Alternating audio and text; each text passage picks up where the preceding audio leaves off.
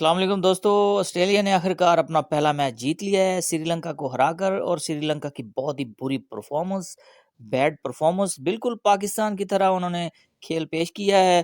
اور آسٹریلیا نے اپنا پہلا میچ ون کیا ہے سری لنکا کو ہرا کر. پہلے دو وہ میچ ہار چکے تھے اور ان کا کوئی پوائنٹ نہیں تھا.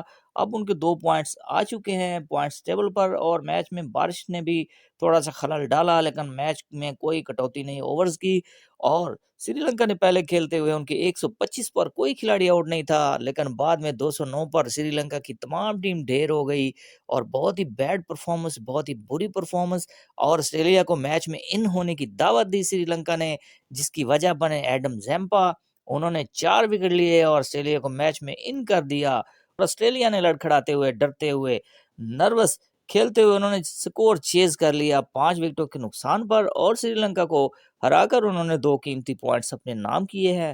اور اگلا میچ ان کا پاکستان کے ساتھ 20 تاریخ کو ہے، اور پاکستان کو چاہیے کہ پاکستان کے سکواڈ میں اب تبدیلیوں کی بہت ضرورت ہے. امام الحق جو آؤٹ آف فارم ہو چکے ہیں ان کو آؤٹ کرنا چاہیے، اور شاداب خان بھی بہت اچھا کھیل پیش نہیں کر رہے ہیں، اور بہت سی باتیں چل رہی ہیں ان کے متعلق. اور بابر اعظم کو یاری دوستی 11 کو اب میرے خیال میں ختم کر دینا چاہیے، اور شاداب خان کو بھی ریسٹ دینی چاہیے، ان کی جگہ پر اسامہ میر کو کھلانا چاہیے، اور بابر اعظم کو اگریسو کیپٹنسی شو کرنی چاہیے آئندہ آنے والے میچز میں، تاکہ پاکستان ایک شاندار کھیل پیش کرتے ہوئے ٹاپ 4 میں اپنی جگہ بنائے، اور پاکستان کے لیے سیمی فائنل میں جگہ بنا کر سیمی فائنل جیت کر انشاءاللہ فائنل میں پہنچے، اور پھر فائنل کو بھی جیتے اور پاکستان کے لیے ورلڈ کپ جیتے.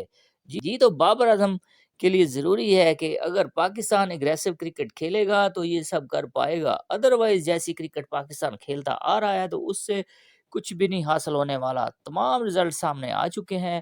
جی دوستو، تو اب تک کے لیے اتنا ہی. مزید سپورٹس اپڈیٹ کے لیے چینل کو کر دیں لائک اور سبسکرائب. اللہ حافظ.